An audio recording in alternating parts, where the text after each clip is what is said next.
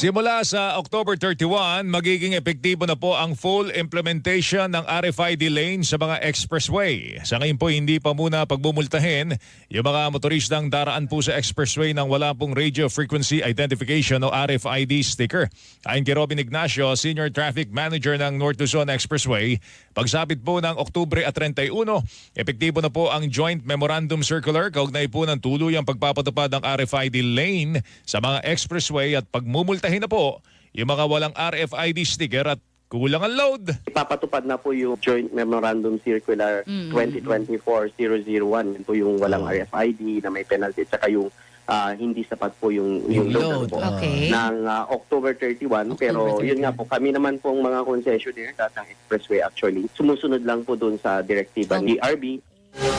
Dahil dito, hinimok po ni Ignacio yung mga motorista na magpakabit na po ng RFID sticker habang meron pang sapat